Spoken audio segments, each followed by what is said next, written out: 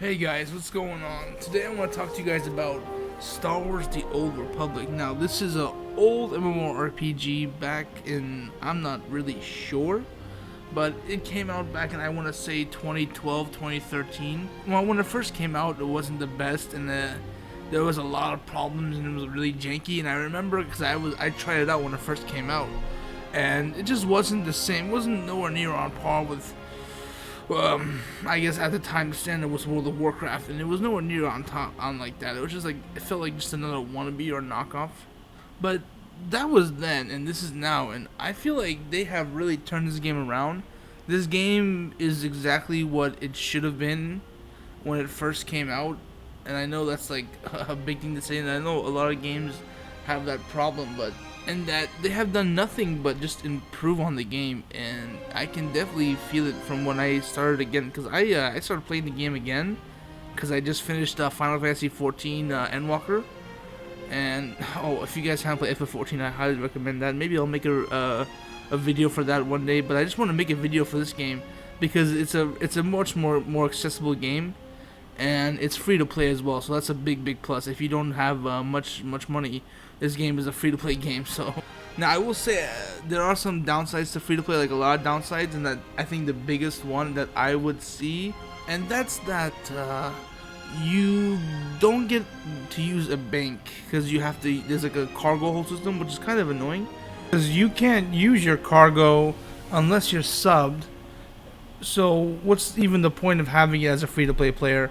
And then your inventory is halved, which you have to increase it by using credits, which I'm gonna keep repeating that because that was, and it's just genuinely annoying. And I believe I have not subscribed yet, but I believe once you sub, your inventory opens up all the way, and if you're a free to play player, you can only increase your inventory space by either using credits or cartel coins, which is like their store currency for free to play players, so they can get the luxuries of pay to play without having to sub, instead of just paying what they want to pay, which I don't think is horrible. It makes sense for a business point, like you want to make money off the game, and they want to make money off the game, so they want to coax you, so they want to give you a treat for subscribers. And I think there's also many other benefits, but I don't want to get into that too much. The biggest downside I found from free to play was just having my inventory full all the time, which you can increase your space by using credits, which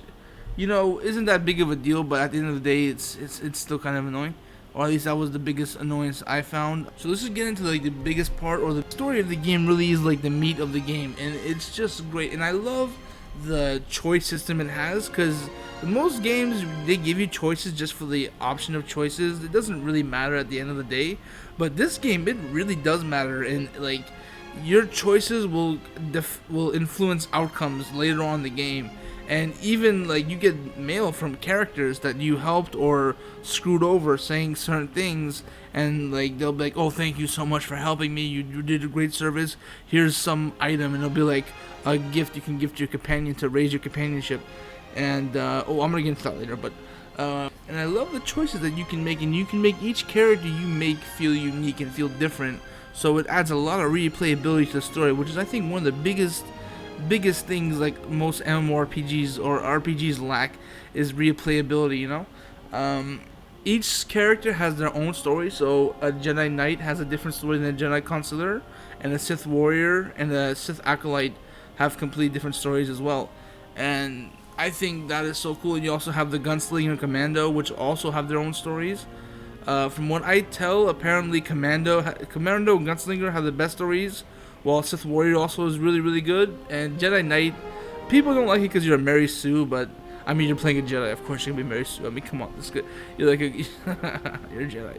Yeah. But like I said, like one of the coolest things about it is that you can make different choices, and they also affect your points, because you have good points and bad points. If you want to stay gray, you make a lot of this different choices. If you want to keep the character evil, you keep the evil choices. Or maybe you have him evil, but he'll be nice for certain things, which is great, because the game really, like, I feel like they really hammered that stuff down, because the game will make choices. Because I play a Dark Sith and my friend plays a Light Sith, and we played together, and he would have completely different cutscenes than mine because I would be killing people and I would not care and I would slaughter, and he would be sparing them and showing them mercy through Sith, and like it was really cool. And during the scene where we got Jaisa, when Jaisa saw me, she would see like, oh, your malevolence, destruction, incarnate, all the other stuff.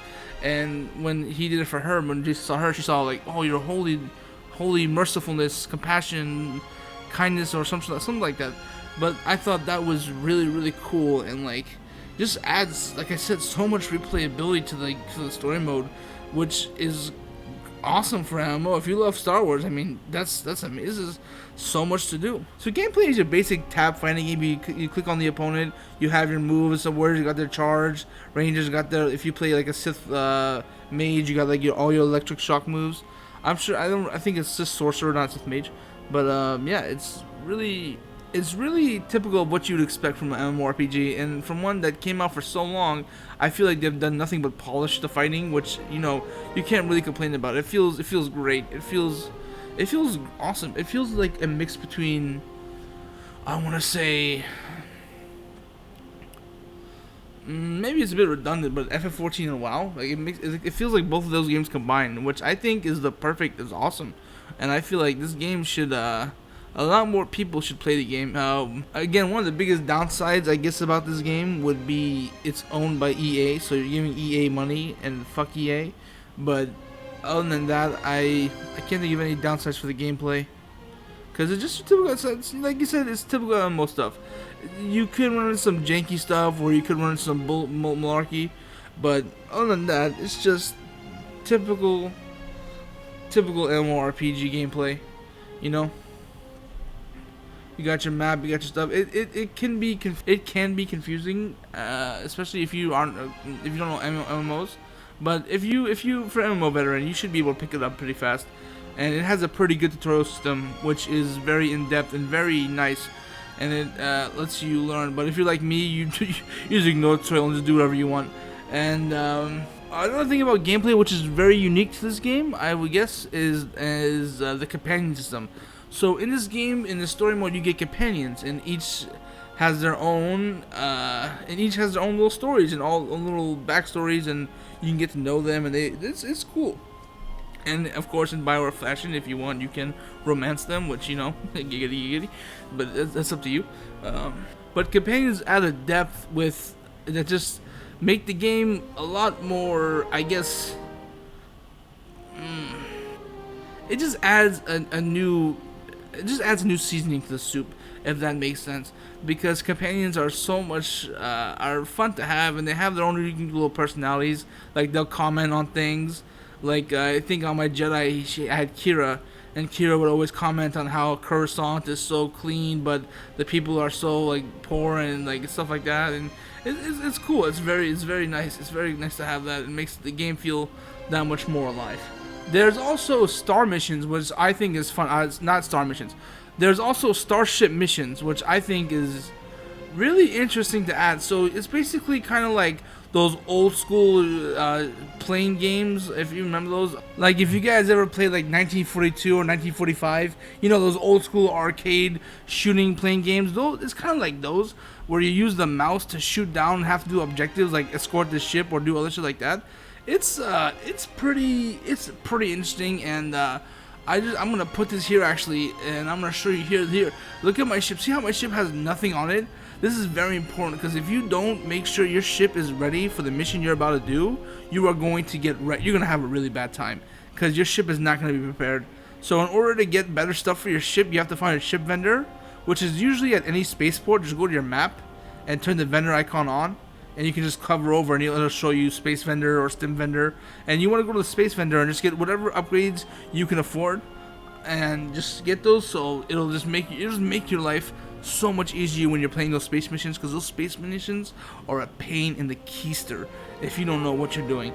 And yeah, it can just oof, those missions are, oh man. Those missions are a lot of fun to do when you get bored of doing all the fetch quests and kill this and do that. But so it's nice to have in between. And speaking of that, you also have the PvP. So the PvP works like this. There is Warfronts and arenas, classic games. Like if you don't know what Warfronts or arenas are, Warfronts would be like, I guess, battlegrounds for World of Warcraft. And arenas, self-explanatory. But I feel like that's pretty awesome. So far, it feels very roll heavy. Like whichever team starts winning first, they're gonna be the winners at the end. I did have one game where it was super close, and we luckily won that game. But so far, yeah, the PvP seems super roll heavy, and I don't think, which I think is one thing I've noticed is that there's a lot of low levels also PvPing, and it actually what's the word? It actually balances you out or raises your stats up, so you can also fight level 70s no problem. But the only problem doing low level PvP is that you have basically no moves. So you have less moves than the other players, which is kind of annoying. But other than that, PvP itself is just awesome. Also, another cool thing they have is they also have open world PvP. So if you look at the bottom right of your screen, you'll see a PvE or PvP letters, and you can actually go in, and that's the instance you're in. If you're in a PvE instance, that means you can't fight any other players if they're Sith or Jedi. So if you were to switch it to PvP on, if you're a Sith, you can attack Jedi. And if you're a Jedi, you can attack Sith, which I think is just so much more cool that they decided to keep this, and it gives the world PvP. And one of the biggest things I miss most from WoW moving on to FF14 is open world PvP. So this is awesome thing to have. It can be annoying, but like I said, it can also lead to some cool stuff. And I'm really interested to see if they have any rewards for this in the late game. And that's all about it. I'm thinking I've been ranting for too long now. It's probably been like almost a 10-minute video maybe, and I think that's enough words. And I think I've done enough. If you enjoyed the game, if you enjoyed what I said, I think you're really gonna like it. If you played any MMORPG and you haven't tried it, I think this will be a fresh new MMORPG to start. And if you tried it before and didn't like it, I say come try it again, because like I said, they really fixed this game. This game feels really good now. The only downside is, like I said, you're giving EA money, but you don't have to if you want to play free to play. But free to play can be a pain in the earth if you are a novice and don't know how to properly do it. But yeah, I'm just gabbing. Thank you guys for watching. If you haven't watched, if you like it, please subscribe. If you didn't like it, then